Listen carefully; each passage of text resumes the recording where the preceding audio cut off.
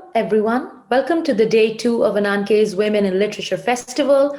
I'm absolutely thrilled to open a jam packed day of interesting conversations with a keynote session on changing the narrative.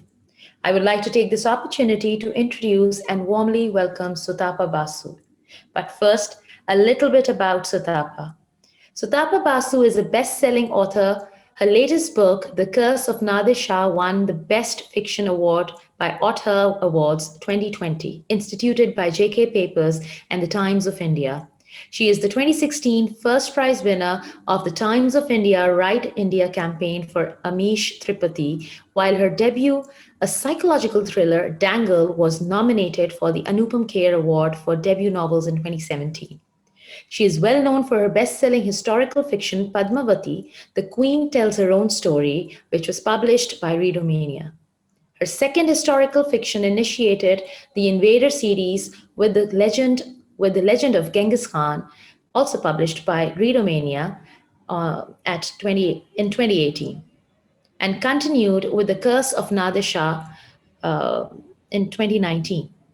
Recently, her two anthologies, Out of the Blue, Stories with a Twist, and The Anatomy of Affection, Tales That Touch You, was released in 2020 by Readomania. A cozy mystery adventure, The Cursed Inheritance, was released in February 2021 by Readomania.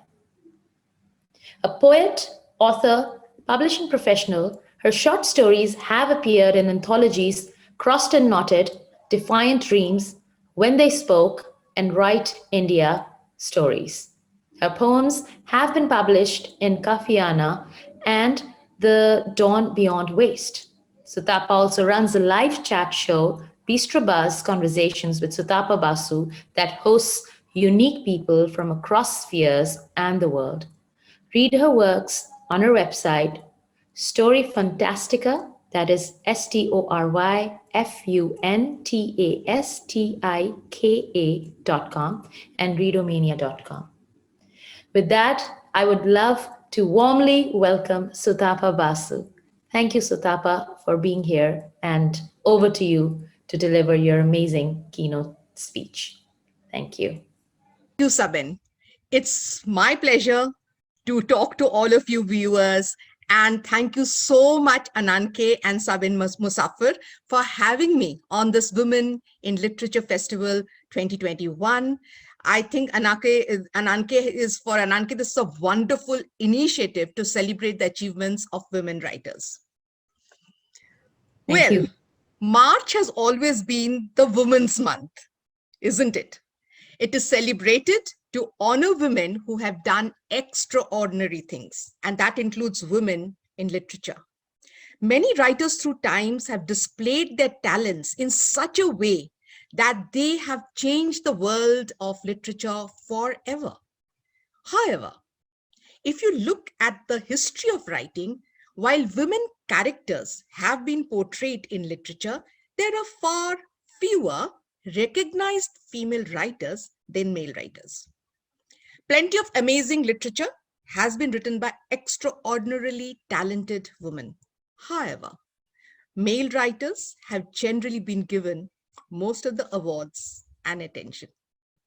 Let's understand how women have been portrayed in literature, yet their voices have not been heard. Take the medieval period, when women were viewed as second-class citizens and their needs were always an afterthought. Either they were perceived as completely deceitful, sexual, innocent, or incompetent. Women were mostly withheld from positions of power and their voices were never heard. Males made the decision for them and they had to live their lives as dictated by the men that ran society. However, women in medieval literature were present in many works and in various forms. Numerous tropes fed into the idea that women were subservient and inferior to men. One trope of this kind was the virgin, which portrays females as passive and weak.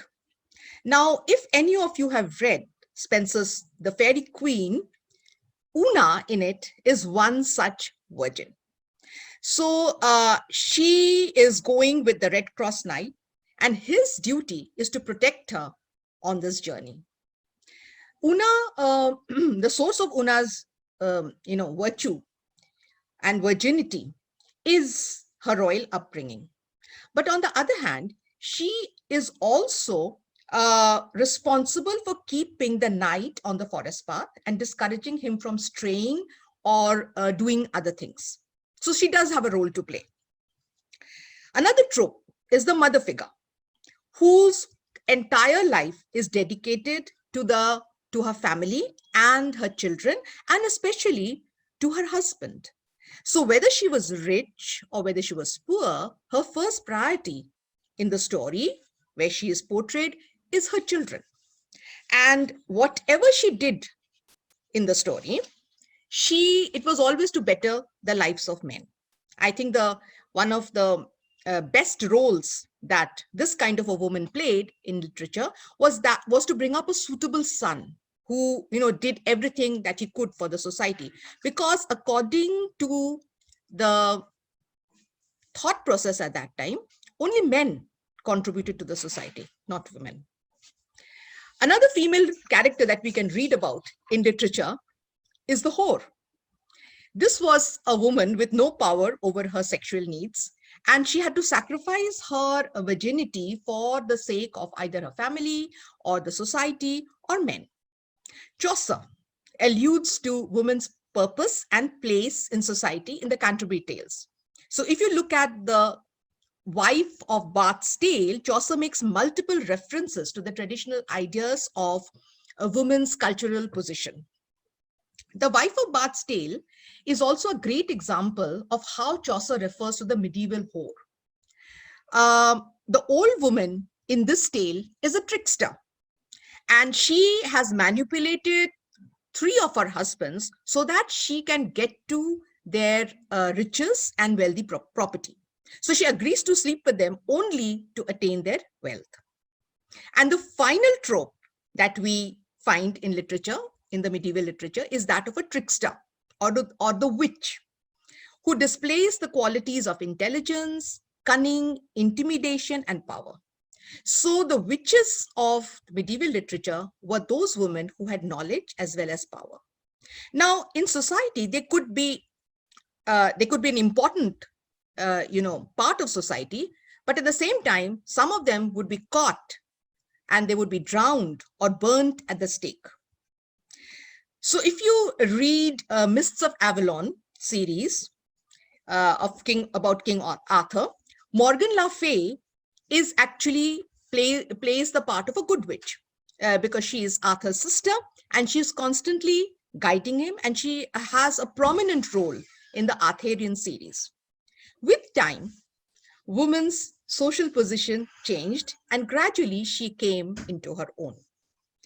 Still, the latter great women writers like Austen, Eliot, Bronte, Dickinson, even the thriller author Agatha Christie catered to the traditional role that women played in the society of their times. So if ever they expressed their voice through their writing, it was subdued in a subdued manner, kept a low profile, and could have even been disguised. However, times are changing and we are all for it. With renowned writers such as Haruki Murakami shining light on fantastic female talent, more women in literature have the opportunity of coming into the spotlight. It's important for established authors in the literary community to pass their mantles and appreciate women in literature. It breaks the cycle of only talented men getting recognition. While Murakami praised Miko Kawakami's work, it earned high praise all over the world and has influenced other male authors to do the same thing. For the literary world watches with a close eye. Kawakami did a fantastic job translating Mrs. Ice Sandwich. The flow is perfect. The images depicted are very striking. And translating literary works is very tough because of the way the words move together and the way the scenes combine, and that is important to the craft. However, women writers finding the identity is less about recognition and more about what it means to be a voice in literature. Women have been emerging in ways that they have been unable to do before. So more women's voices must get out there. A lot of powerful women are taking hold of the world of poetry. Poets such as Rupi Kaur, Sabrina Benaimi, Maya Angelou, and Wendy Zhu are causing many readers out there to catch their breath and to rethink their own feelings and experiences. Because art and literature, they sink into our soul, and truly, they never let go. With more women on the rise in literature, more female readers out there also feel a kind of camaraderie and an understanding. We, as women writers, want to believe that people out there understand us. We want to know that we can do great things and that we can inspire others as well. We want to create a chain of inspiration among writers, readers, and everyone else. When women share their voices, powerful things can happen. Movements can occur, and the impossible becomes possible. Light begins to spread. When a woman knows that other women understand her, she feels hope, and then she grows. As she becomes a strong tree of strength and a powerful source of light, she inspires more and more women and men to do the same. Thank you so much for having me here. And Ananke, what a wonderful initiative. And please keep on doing this good work. Thank you so much. Have a good evening. Thank you, Sutapa. It has been an immense pleasure for me to host this session with you. It has been such a learning experience. Thank you so much.